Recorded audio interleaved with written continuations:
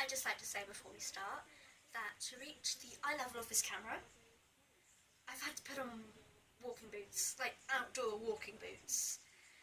Otherwise, I would be speaking to you like this. And that's not really ideal for anyone, is it?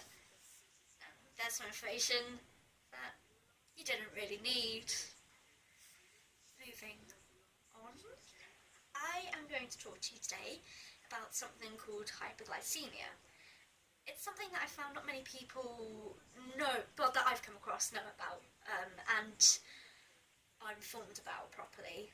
So I decided that I'd try and cram it all, or most of all of it, on here.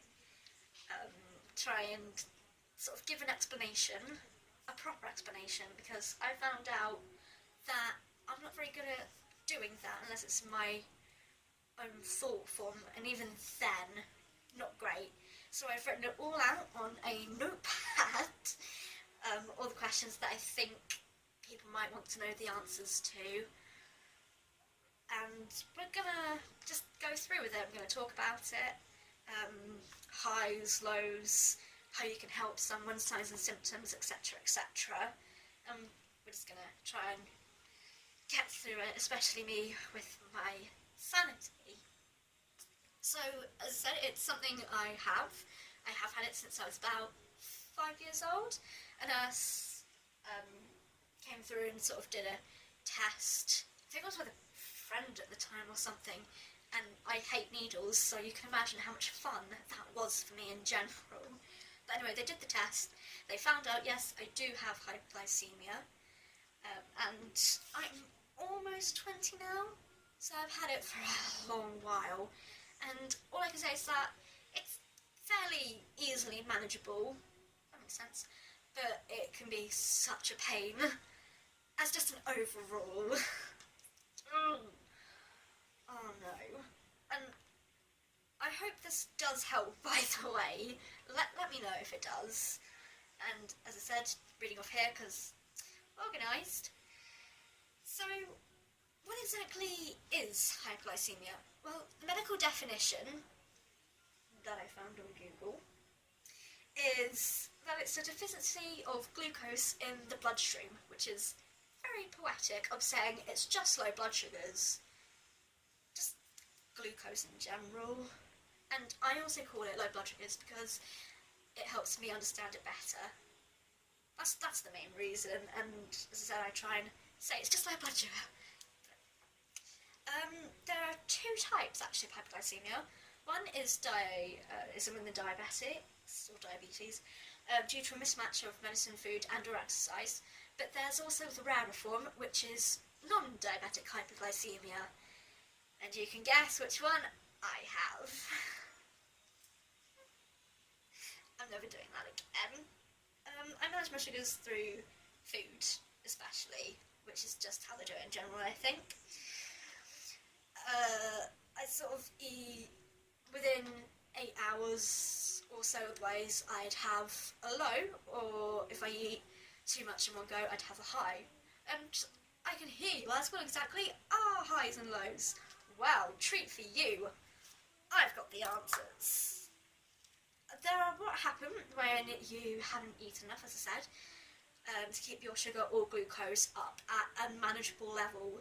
So for me, a manageable level on a blood sugar monitor is a 4.9 or a 5, which doesn't make a lot of sense, but either or. A high would be a 7 or 8 for me. I have weirdly been a 12 before on the scale, but that could have just been wrong testing. And the lowest is basically into the 3s or lower, but if you get into about, say, 2, then you're going to have something called a diabetic coma, and it's best you call the ambulance when that happens, because that's not good. So what exactly causes a high? Well, for me, at least, it's when I've had too much of a good thing. So, say, a really fizzy drink coupled with chocolate biscuits and a cake, or extra carbohydrates like toast, etc. And it's just within a space limit as well, so you say within 10 minutes, and then you go back and you have another slice or another drink. and then you start to feel a bit twitchy and a bit jittery. And that's what happens when you have a high, and I just go off the rails. It's not good at all. So that's the highs. The low is when you have too little. So sugars or carbohydrates, either or. So you need to be aware of both. So say I hadn't eaten, just in general hadn't eaten, I'd have to quickly go and nab some toast or some fruit and hope that my sugars would pick up from that itself, but sometimes you have to have a bit more. You can also have a high, then a sugar crash.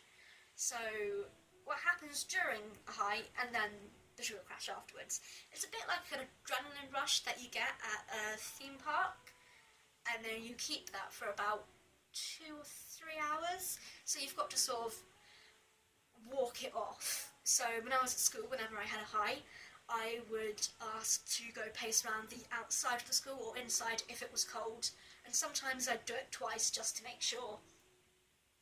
And I do tend to get really irritating because obviously I've got so much pent-up energy that I just end up poking people or jump off things or just repeat myself constantly. I become really, really irritated when I have a high. And then if I have a crash, which can happen quite a lot, then usually there'll just be a glass of juice or just the one biscuit, and then hopefully I'll be fine and not annoying you. So what happens, obviously, during a low? A lot can happen during a low. As I said, it's when you have not eaten properly and there's not enough sugars. I'm aware I'm going to be constantly repeating myself, so just get that out of the way about 7 minutes in. Good. I don't know about any other people with non-diabetic hypoglycemia, but when I have a low, I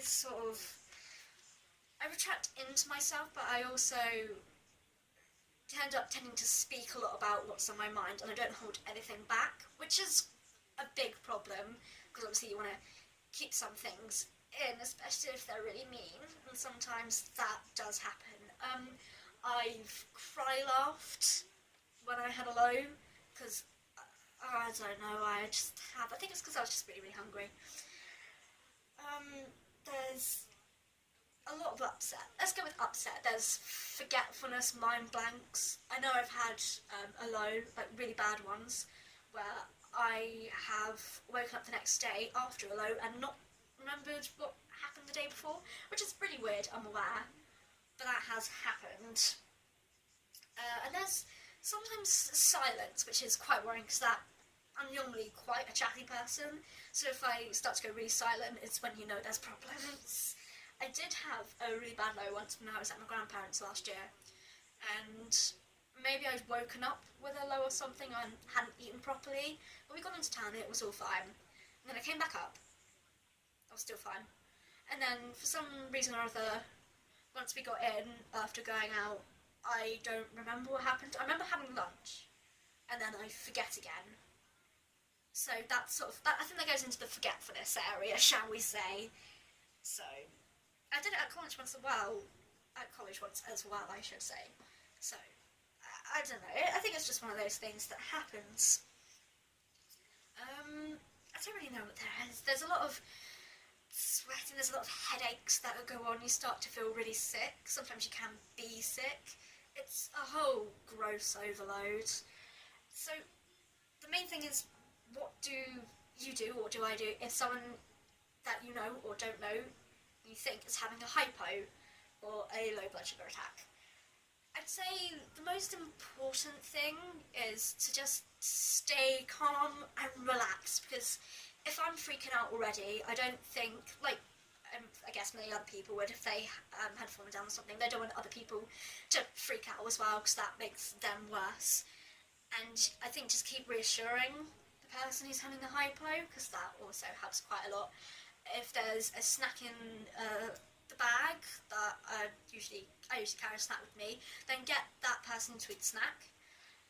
If there's any faintness that the person is saying they feel, then you need to dial 999, because that can go into, as I said, a diabetic coma, which is very, very, very not good. It's like a coma, but obviously diabetic. And there's always, I keep on me in my phone, in my contacts list, and in case of emergency, which is usually my mum, because I know that she will be there and actually be reassuring, which I guess is what you need as a in case of emergency contact, someone you know is going to be able to drop things and be able to come to you. So how do you stop someone from actually having the low? And I think you can stop someone from having it once it's started, but obviously you can certainly help with the snacks and everything. But I guess just you can stop it before it started, as I said, eating regularly and at regular times as well. So for instance, again, in primary school and I think sort of in secondary, I keep in the medicine cabinets at school a snack box which contained juices, they contain biscuits, cashew nuts, any carbohydrates which I think would help. And how do you test for blood sugars?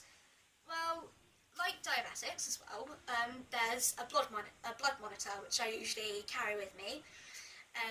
It's just a prick of the finger with a needle with some test strips that you put into a monitor and you measure it through that. If you do have a low, then you take it again afterwards to see how you're feeling after you've eaten. So I guess I'm going to finish up by saying what are the most important signs and symptoms that you need to look out for, especially if you think someone is having a hypo. So bear with me for the last bits. So blurred vision, dizziness, lightheadedness, nausea and or being sick depending, extreme fatigue or weakness, sweating excessively, shakiness, headaches, hunger, anxiety, irritableness, and I think that's it with the signs and symptoms, but obviously it can be different for every person, so, and it can obviously occur at different levels, so you know, someone who's a what's a good example? Someone who's a 4 may feel the effects of someone at a 3, etc, etc. And advice and support is just the last bit. I'd say the NHS website, but as said, we all know that I got stuff from Google. But yeah, check on the NHS website anyway, and if you do feel like you might have hypoglycaemia, then definitely get it checked out, because hey, every little helps. That's Tesco's. That's weird.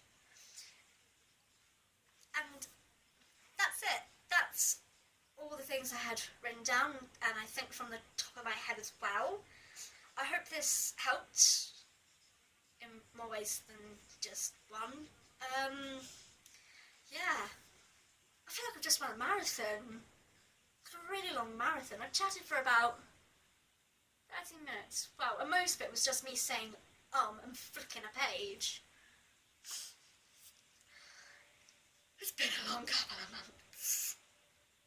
No, but seriously, I really, really hope that this helped. If you have any questions other than these, then do put them in the comment box below. And if you want to check out the rest of my videos, which happened well over a year ago now, which is scary, then do. And I changed my name. I changed the username, guys. So now it's all shiny and new and there's a description. I am going to go and I will try and see you properly again next week, because I'm trying to vlog properly now than how I was last year, where I just stopped and started and stopped and started. So yes, I'm going to go. Thank you for your time. Don't know what that is. This video is a mess. A mess. A mess. Bye guys.